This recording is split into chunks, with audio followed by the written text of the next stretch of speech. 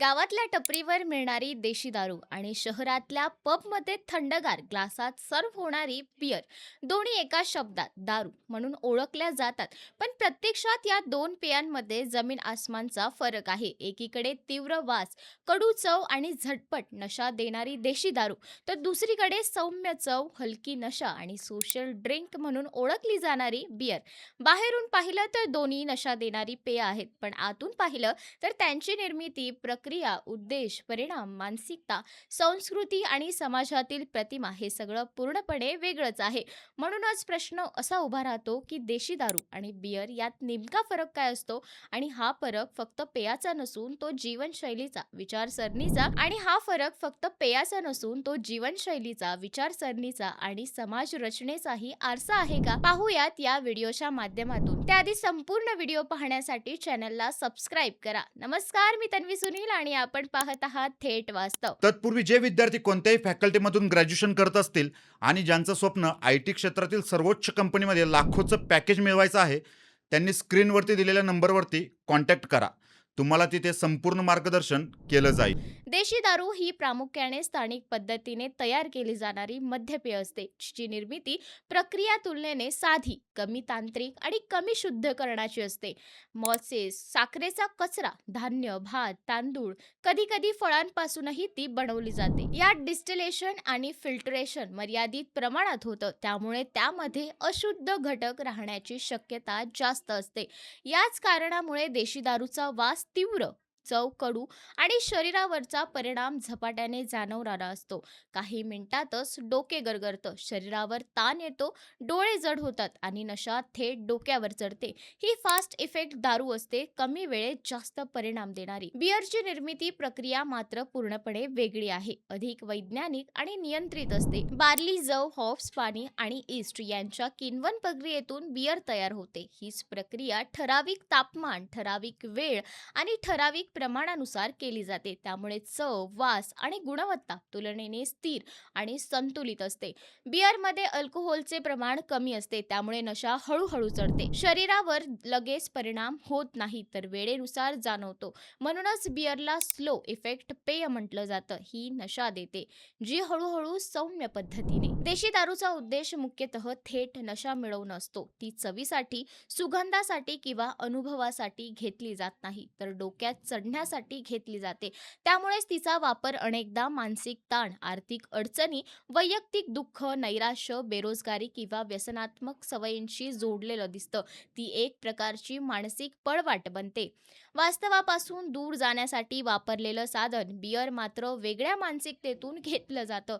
ती अनुभव म्हणून घेतली जाते. मित्रांसोबत गप्पा मारताना, म्युझिक ऐकताना, मॅच पाहताना, पार्टीत किंवा सोशल गॅदरिंगमध्ये. तिचा उद्देश फक्त नशा नसून वातावरण एन्जॉय करणं, रिलॅक्स करणं आणि सामाजिक संवाद वाढवणं असतो. शरीरावर होणाऱ्या परिणामांमध्ये मोठा फरक जाणवतो. देशी दारू घेतल्यानंतर डोकेदुखी, उलटी, चक्कर, अंगदुखी, थकवा आणि दुसऱ्या दिवशीचा हँगओव्हर जास्त तीव्र असतो, कारण यात अशुद्ध घटक, जास्त अल्कोहोल प्रमाण आणि कमी शुद्धीकरण असू शकतं. त्यामुळे लिव्हर, मेंदूवर आणि मज्जासंस्थेवर जास्त ताण पडतो. बिअरमध्ये हे परिणाम तुलनेने सौम्य असतात. योग्य प्रमाणात घेतल्यास हँगओव्हर कमी, डोकेदुखी कमी आणि शरीरावरचा ताण कमी जाणवतो. अर्थात अतिरेक झाला तर बिअरही हानिकारक असते, पण तिचा प्रभाव तुलनेने हळूहळू होतो. मानसिक आणि सामाजिक स्तरावर पाहिलं तर देशी दारू आणि बियर यांच्यात खोल फरक आहे. देशी दारू अनेकदा एकटेपणा वाढवते, माणूस स्वतःमध्ये गुरफटतो, संवाद कमी होतो, आक्रमकता वाढते आणि नातेसंबंधांवर ताण येतो. बियर मात्र सोशल कनेक्शन वाढवतं, लोक एकत्र बसतात, संवाद साधतात, हसतात, बोलतात, अनुभव शेअर करतात. त्यामुळे एक पेय समाजापासून तोडतं, तर दुसरं समाजाशी जोडतंही. सामाजिक प्रतिमेतही हा फरक स्पष्ट दिसतो. देशी दारूकडे समाज अनेकदा गरिबी, व्यसन, असुरक्षितता, हिंसा, कौटुंबिक ताणतणाव आणि सामाजिक समस्यांचं प्रतीक म्हणून पाहतो. ती समस्या म्हणून पाहिली जाते. बिअरकडे मात्र आधुनिकता, शहरी संस्कृती, पार्टी कल्चर, फॅशन, स्टेटस आणि कूल जीवनशैलीचं प्रतीक म्हणून पाहिलं जातं. त्यामुळेच दोन्ही दारू असल्या तरी समाज त्यांना एकसारखं वागवत नाही. एकाला कलंक तर दुसऱ्याला ग्लॅमर. आर्थिक स्तरावरही फरक महत्त्वाचा आहे. देशी दारू स्वस्त असते, सहज उपलब्ध असते आणि कमी खर्चात जास्त नशा देणारी असते. त्यामुळेच ती आर्थिकदृष्ट्या दुर्बल घटकांमध्ये जास्त वापरली जाते. बिअर तुलनेने महाग असते. ब्रँड, क्वालिटी, ठिकाण, बार, पब यावर किंमत अवलंबून असते. ती अनुभवासाठी पैसे आणि मानसिकतेतून घेतली जाते.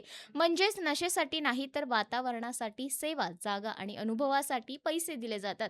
सांस्कृतिक दृष्टिकोनातून पाहिलं तर देशी दारू ही परंपरा, ग्रामीण जीवन, स्थानिक सवयी आणि कधी-कधी सामाजिक वेदना यांच्याशी जोडलेला आहे. बियर मात्र जागतिकीकरण, शहरीकरण, आधुनिक जीवनशैली आणि पाश्चिमात्य संस्कृतीच्या प्रभावाशी जोडलेला आहे. त्यामुळेच दोन्ही पेय केवळ दारू नसून त्या दोन वेगळ्या संस्कृतींचं प्रतीक आहे. थोडक्यात सांगायचं झालं तर देशी दारू आणि बियर यात फरक फक्त अल्कोहोलच्या प्रमाणाचा नाही तर निर्मिती, प्रक्रिया, शुद्धता, उद्देश, परिणाम, मानसिकता, सामाजिक प्रतिमा, आर्थिक स्तर आणि सांस्कृतिक अर्थ या सगळ्यांचाच आहे. एक झटपट नशा देणारी, शरीरावर ताण टाकणारी आणि समस्यांपासून पळण्यासाठी वापरली जाणारी, दुसरीकडे हळूहळू प्रभाव टाकणारी, अनुभवावर आधारित आणि सामाजिक जोड निर्माण करणारी.